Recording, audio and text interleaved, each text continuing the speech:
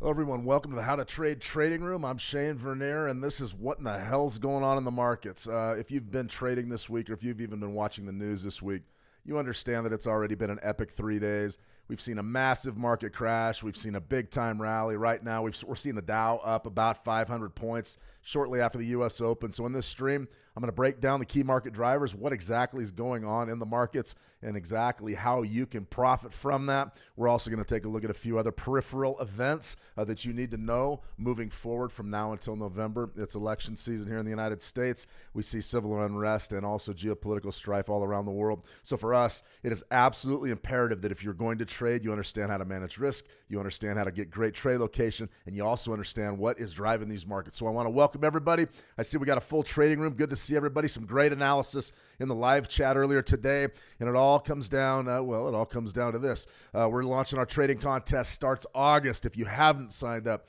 and you haven't signed up for the How to Trade trading competition, you definitely want to check that out. 12 of August. Next Monday, we kick off. We're ready to go. This is one of those that I don't think you're going to want to miss. We've already got 2,000 participants. I got to tell you straight up, a lot of the contests out there. There's a few with huge 50,000, 100,000, 200,000 people that enter. Right now, 2,000 participants. If you get in there, you got a shot. You got a shot to win. 5,000 to the winner, 3,000 to second place, 2,000 to third place. Join the competition right now. If you need the link, be sure to reach out. Mark Corp, good to see you, Mark. If you need the link, reach out. I will send it to you via private message. And also, if you're curious, just head on over to How to Trade.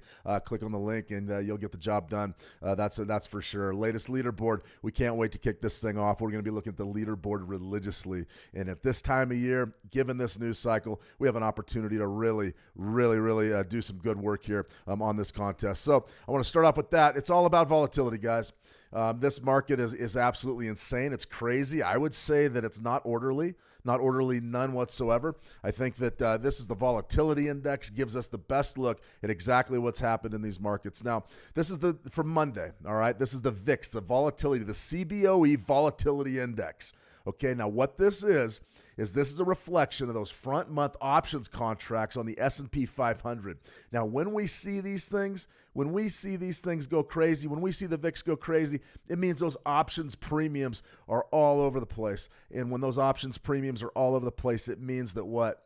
It means the market's scared, and that's exactly what we saw Monday. We saw an incredible rally up to about 65, 63, and I have to be brutally honest with you. That's one thing on this stream you're not going to find. You're not going to find much BS, and you're not going to find much sugarcoating anything.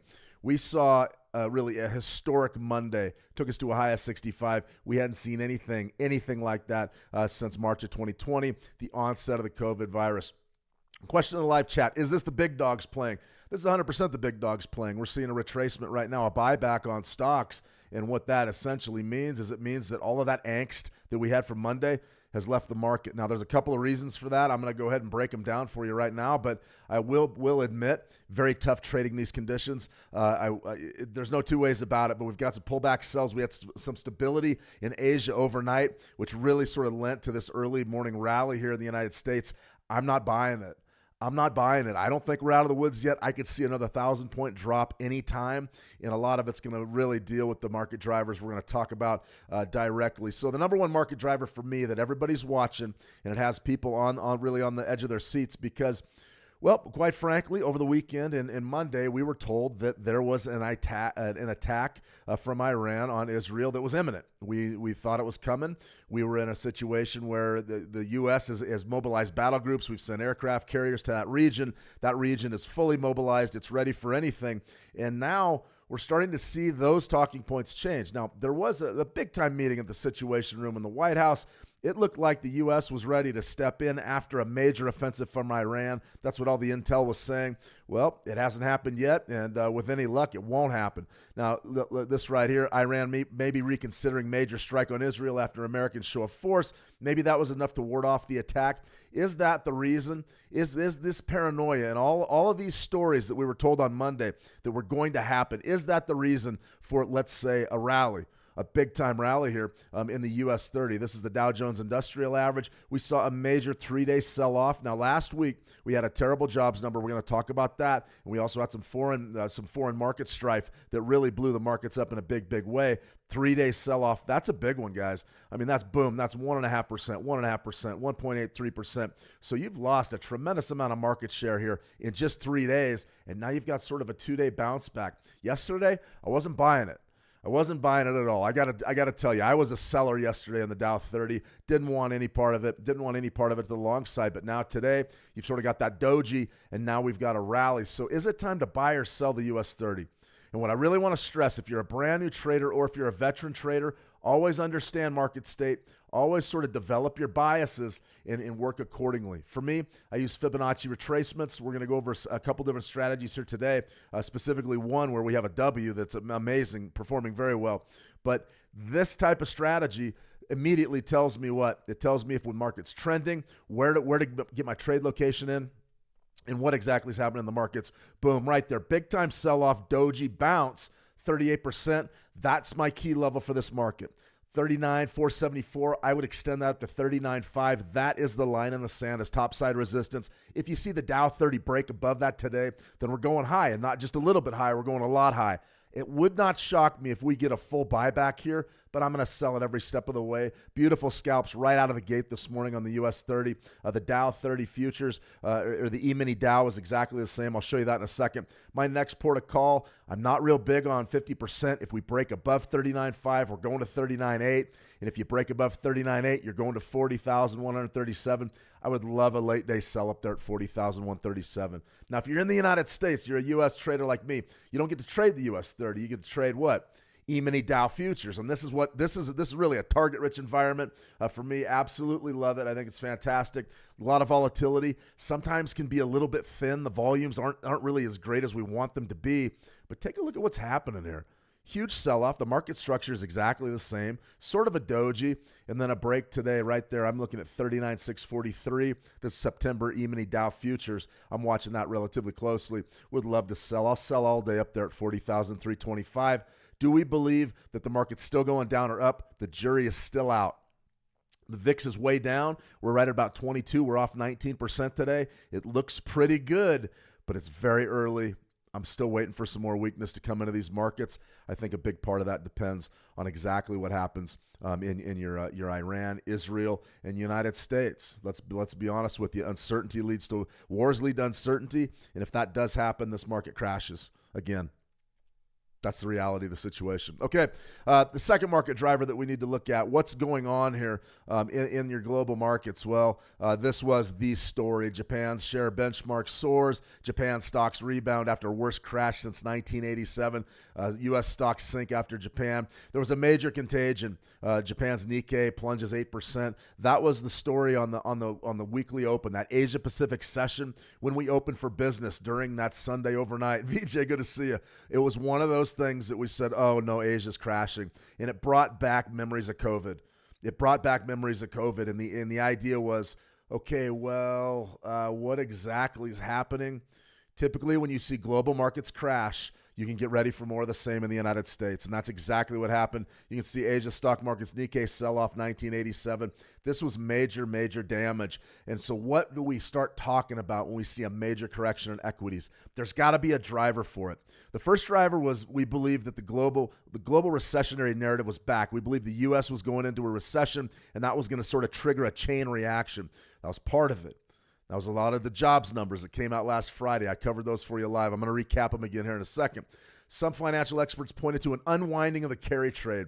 So what a carry trade is essentially you trade one currency for another and you capitalize on the interest rate difference. That's all it is. It's a very safe thing. It's something institutions do. They've been doing that to the Japanese yen for decades. Since deflation became the primary issue in Japan, the big dogs came in and said, well, if the BOJ is going to keep that currency devalued, we're just going to put a carry trade on with things like the Swiss franc, things like the Great Britain pound, things like the US dollar. We're going to hold those and offset it with yen. Well, what happened was we got a big-time correction in the yen.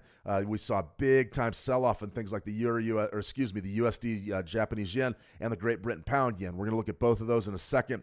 that triggers an unwinding of the carry trade, which means what? It means chaos. It means there's institutions running for the door. It means that, cats living with dogs, baseball-size hail. Everybody got out of the way. They didn't want to get destroyed. Well, what exactly happened to their markets? Well, this was a problem. This was a major problem. Japanese yen, the Japanese Nikkei 225, boom, boom, boom. Major 3-day sell-off. Sort of had a negative doji yesterday. Today, you're getting the big break.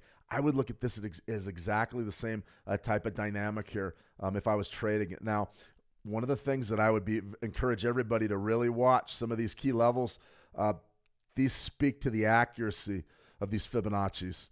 38%, okay, we sort of compressed around 38%. It was beautiful scalping, great place to be short. Rotated back up to 50. Now you got a big bullish day today. Bam, up 6 1/4, 6, pretty good day, really. We were up much higher earlier, but look where we did. We painted the end of that, what I call the golden zone. That's the area between 50% and 62% of our Fibonacci's. That golden zone is a big, big deal, and we got to make sure that we always understand where that golden zone is. That is sort of what I would call 38% is my favorite Fibonacci level. 62% is a close second. I will trade 38s and 62s all day, and I'll do it on a lot of different time frames. But this is a beautiful one right here. Daily chart. What's your 62% retracement right there? 35.8, somewhere in there, 35.8 1/4. Remember, we can't be exact to the exact pip, especially on a daily, weekly, or monthly chart. But what we can do is understand those areas, those zones that are going to be support, that are going to be resistance. Those are absolutely huge to understand where those are. And you can see 62%, 35.818. What's today's high? 35.770. We are right in the ballpark there. We are right in the ballpark. Now, if you're going to trade these levels and build them for yourself, I highly recommend entering the exact coordinates, 39090. So we got to bring this one down just a little bit. Something like that. And then your low down here is going to be 30,505, and that's going to give us a little bit more precise area to attack. And there you go, 35.810-ish, 35.8 1/4. That's beautiful stuff. Great test of that area, great rejection. So now all eyes are on that 35.8 area. And if you break up above that with this Nikkei, then the buyback will be on. We'll go right up to 37.250 and potentially really make a charge at that 39. So watching the Nikkei closely, not really because we're trading the Nikkei or trying to make a fortune trading the Nikkei, but we're trying to gauge, is the global economic strife over? Is the panic over? It's under control right now. But you got to remember, things are fickle. These markets are fickle. And once you see an international indice, like maybe the DAX 30, you see the DAX 30 crash, and then you see the Nikkei crash. Then you're looking at the Hang Seng. There's a lot going on, guys. A50, China A50. Look at all of them. Those contagions start in Asia, Pacific, and they spread throughout the world. They go to Europe. They go to the United States. Everything's interconnected in this day and age, and we have to understand that if we're going to trade. Now, as far as the yen, this is what we're talking about by that carry trade. This is a 4-hour chart. Now, the Bollinger W is one of the strategies we cover in the room. I've been talking a lot of Ws lately because I enjoy trading them. I think they're a lot of fun. And anytime you see plunging markets, you can spot things like double bottoms. And essentially what a double bottom is the basis for our Bollinger W trading strategy. We've got a video in the room, 6 minutes long. We've got learning resources. Check out howtotrade.com. Get in there, learn how to trade the W. Trade it on all time frames. You just have to adjust. You just have to adjust your risk versus reward. In any case, yeah, Alfredo, I'll get to your question in 1 second. Let's do this W. Essentially what a W is a big sell-off. We get an initial bottom outside of our lower Bollinger Band. We get a retracement. We get a second bottom that's inside of the lower Bollinger Band, and then we get a big green candle. We have an opportunity to buy the market. You'll see right here, initial sell-off, boom. There's your low right there. There's your pullback. There's your second low, and you could even say that that's a pretty big green candle right there. You could have bought that. You could have bought in right there, or you could have maybe bought in up here if you wanted to be maybe a little late to the party. This one's pretty good. This tells us that maybe there's a recovery in this dollar-yen pair, and we are watching this one very closely. If you're going to trade something like the W, stop loss needs to be beneath the W. You can do it a lot of different ways. You can go beneath the second low or the first low. I encourage everybody to dial in the risk according to how much money they have. Very important. Don't get overextended. I can't say that live, but don't blow all your money out. Keep some of your powder dry to trade. But what you got to do is figure out where your stop needs to be, how much money you have, and then allocate risk. I recommend between 1% and 3% per trade. A lot of you are going to be trading challenges and things, and you're going to get much more aggressive. You're going to go 5 or 10%. The biggest thing to remember, make sure you have enough money in your account, okay, to cover where your stop loss needs to be. Doesn't do me any good if you risk 20% of your account and you have to play it with a real tight stop. You're going to get stopped out 9 times out of 10. If you're going to trade a system, make damn sure that you've got enough money to trade it the way it needs to be traded. This W, got a video in there. That's a pretty good one. I'm watching that U.S. dollar Japanese yen W relatively closely. Interesting here in the Great Britain pound Japanese yen. I had some levels out for last week on this monthly time frame. They didn't even remotely work, and the reason why is we saw a real outlier, what you'd call almost an economic black swan. And when this market crashed, it really crashed. In any case, what do we want to do right now? Well, we want to get involved to the downside. In my opinion, I don't necessarily believe in bucking weekly trends. We could pull up a long-term chart and try to buy a macro level, but I don't think you need to do that. This chart looks almost exactly the same as our daily stock market charts. Weekly chart 190.78. That's a beautiful thing. Everybody says, well, we're trading 186.70. Believe me, with this much volatility in the market, we could easily go up there and take a look at 190.78. So that's a good look at what's going on in our Japanese markets, and I think that's huge. Now, this is really the second thing that we need to look at here, and we really do need to understand what this does to the markets is our basic fundamentals. Now, our fundamentals, you have unemployment and you have interest rates. That's what drives our currency markets. Our currency markets really affect everything from stocks to commodities to Bitcoin, things like that. And we're actually going to pull a Bitcoin chart here in a second. I'll show you the mass of that sell-off. Let me see, Alfredo, one last question on the Japanese market. So we wait for a short run to the golden zone, to these golden zone in the Nikkei. Yeah, I'm waiting a golden zone. For me, I think that we're probably going to see a sell-off, but what I would do is watch the back end of that golden zone in the Nikkei. If we break above 62%, I would really be looking at the top side of the market. I would say that the downtrend, the daily downtrend's over at that point. But right now, I'm still partial to the short side of the market. Can you sell right now? You can. Just beware. Buyer beware. I mean, it's a pretty good trade location, but you've got to stop yourself out above the back end of that golden zone. Hope that helps, Alfredo. In any case, what we're looking at now is going to be your jobs report, and this was it. Jobs report for July. Employment growth slows as just 114 jobs are added, 114,000 jobs are added. It was a miserable jobs number. It really was. When you go to the employment situation summary here, and these are just quick Google searches, guys, but you got to know what exactly to search before you can have an idea what's driving these markets crazy. This is definitely a big part of what the hell's going on in our markets. Right here, unemployment rate in the United States rose to 4.3% in July. Non-farm employment rose by 114. This is the key right here, though. Absolutely, this is the key. The change in total non-farm payroll employment for May was revised down by 2,000, and the change for June was revised down by 27,000. This has been the trend. Every time we get a jobs number, they come back the next month and they revise down the previous 2 months. Last time it equated to a lot more than this time. Our numbers are nowhere remotely, not even near accurate, not even close. So we don't know the job situation here, but I'm telling you right now that it's a lot worse than it's been here in the United States in quite some time. Unemployment rate at 4.3%. That directly puts pressure on the Fed. No question about it. 42 days, 3 hours, and 41 minutes. Till the next FOMC Live. I'll have it for you as it breaks. We'll cover J-Powell's presser. Feel free to drop in on YouTube as well. That one should be out there for the masses. In any case, 18th of September, that's our next meeting. You can see right there, 63.5% chance on the CME FedWatch Index that we're going to get a major rate cut. Right now, we're about at 5.25 to 5.5. We're thinking we're going to go to 4.75 to 5. That's going to be a half a point rate reduction. There was scuttlebutt.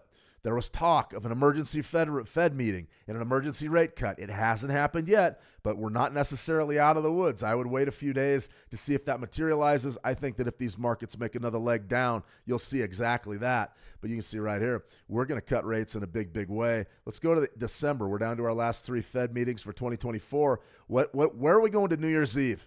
Where are rates going to be at New Year's Eve going into 2025? This is post-election. We're going to talk election and politics here in a minute. But what do we got? We're pricing in a real serious chance about an odds-on favorite. We could go as low as 3.75%, but most folks believe we're going to 4.25. What is that? That's a full point. That's back-to-back 50-point basis point rate cuts. That's aggressive. That's extremely aggressive. So what does that do to, say, something like gold? Well, I mean, it drives the price up. There's no two ways about it. So this week has been a very, very strange week with regards to price action itself. We saw risk assets crash. We saw the U.S. dollar show weakness because all of a sudden we had to cut. Well, typically in those environments, you're going to see big-time rallies out of U.S. oil, out of gold. And, those are sort of my specialties, commodities and index futures. But when I look at what's happening here with gold, I wanted to buy it. I said, okay, if the contagion gets that bad, if everybody panics and just sells everything, which was happening, that's exactly what was happening. That was a bona fide panic. I wanted to buy. I wanted to buy 2300s bad. I would have bought 2300s with your money. I would even have kicked in some of my money. But 2300s, we're not going to get it. And we're up at 24 now, and I think that I really like the top side of gold. We wrote some analysis for you yesterday and put the trade idea out here in the room. We also disseminated it other places on the internet. But if you're interested in trade ideas, then definitely tune in to our trading room. You get 2 a day. Just follow the coaches, one from myself and one from Connor Woods. Right here, though, weekly chart, okay, you got a big pullback right to our 13-week EMA, which is at $23.65, and then we bounced about $30. Great trade, didn't take it. What do I want to do now? It's hard. Look at your market structure on the weekly. Whipsaw, absolute whipsaw. Let's go to our daily. Daily chart's still kind of bearish.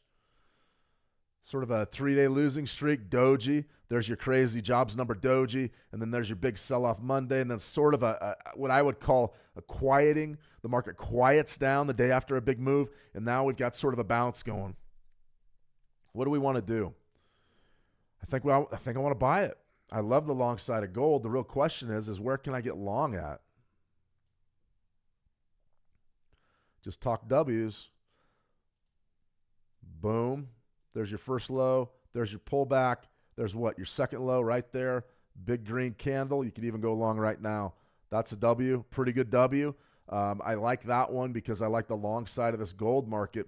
But moreover, what exactly do we have coming our way in terms of fundamentals? We don't have much the rest of the week. We just have a bona fide market panic.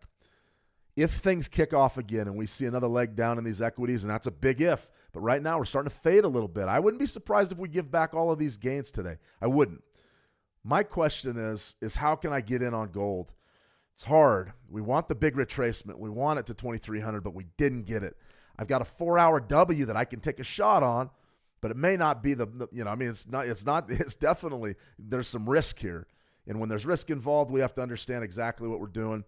I think that's a pretty good W. I think you could take that trade. Is there any other way that I could maybe get in? I mean, I could go 4-hour Fibonacci's. It's just a real tight wave, and I don't feel real great about it.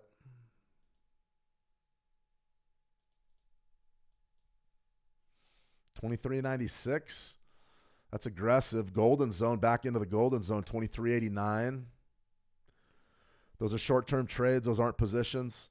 If I was going to take a position, I would use the W, stop myself out underneath that big nasty spike low that we saw on Monday.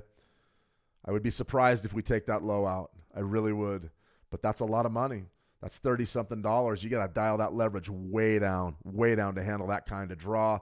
Maybe you wait for a big retracement on this W and buy somewhere down here. I don't hate that either. But I want to get long. My trade locations aren't that great.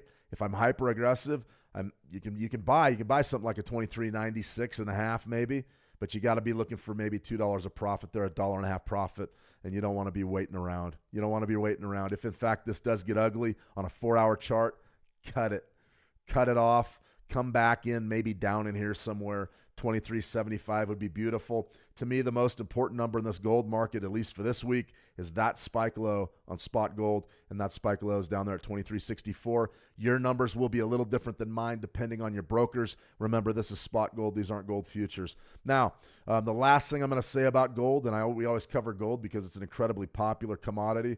I want everybody to mark this on your chart because you're going to need to know it. 2,500 even. Dial it in. Just put it as a horizontal line on your chart and don't ignore it. In my opinion, you're going to test 2,500. The best trade on the board right now is going to be going short right in front of 2,500. All-time highs up here. You've got a double top. These are all-time highs. The opportunity to sell right up there at maybe 24.90, 450. I put out the exact levels in a trading idea from last week, but that area right there is ripe for a short, not because we're trying to call the markets. We just want a short-term pullback in price, and that'll give us an opportunity maybe to pull 10 or 15 bucks off the market. That's what I'm looking at there. There's no way that area is not going to be an area of natural resistance. If, in fact, we do break clean over 25, then we're looking to buy pullbacks because that number is a big one. Now, we've defended it twice. 24.83 was the first time we tested it, 24.77.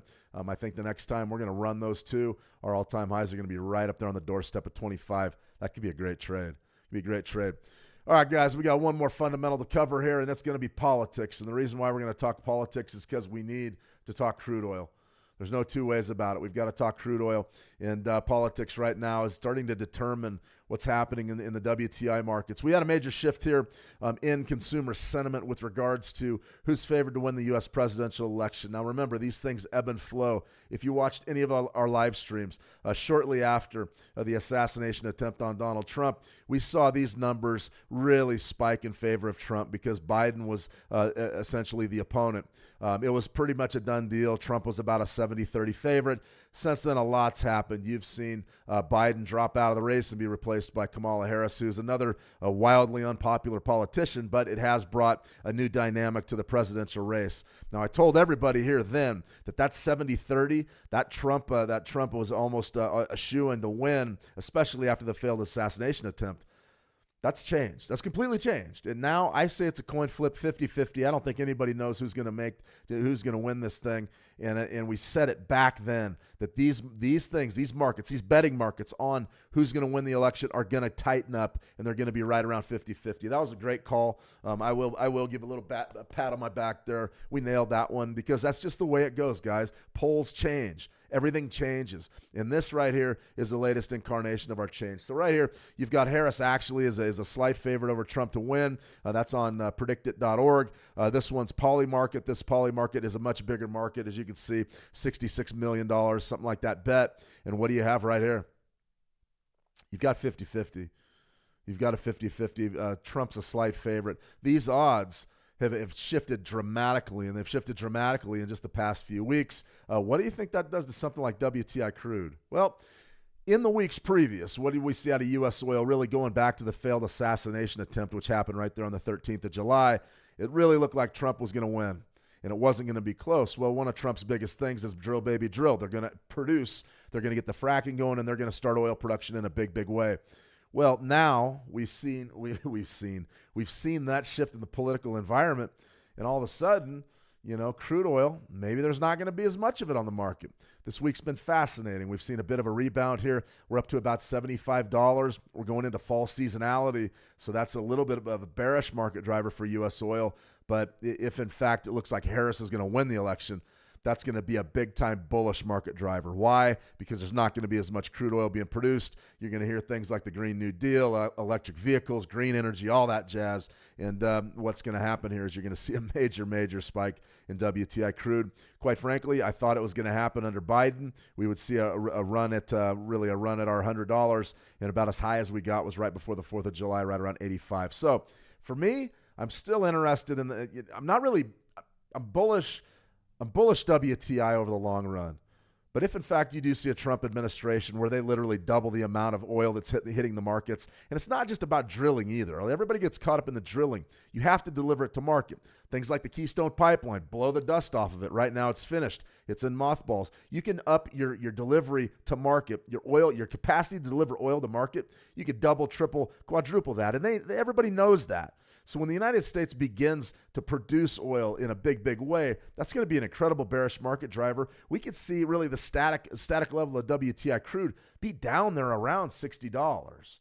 It really could be. Now, a lot of folks believe Trump gets in there, it's going to 40 or something like that. Forget that. That's not going that low. There's too much global demand. But something like a 60, something like maybe a 57, that is very possible. Very, very possible. So what I would like to do right now is figure out a way to short this thing, at least for a nice scalp. Spike high right there, boom. Spike low there, boom. What am I looking at? 76.61. That would be a great short for U.S. oil. That'd be a fantastic short. If, in fact, I wanted to trade it maybe on lower time frames. something like this. Do I still want to sell it?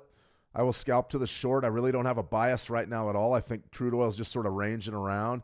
You can see right there we failed. 38% was a beautiful trade yesterday. We broke a little bit higher. I'm still looking at the back end of that golden zone, 76.16. And then you can really see, guys, you can really see where that resistance zone is going to be. It's going to be right between that weekly 38% and right behind that daily golden zone, 62% right there. And we've also got a 13-day EMA at 76.15. That area from 76.15 to 76.50-ish, that's going to be big-time resistance. I would love to take a shot to the short there this week, and I think we'll get there.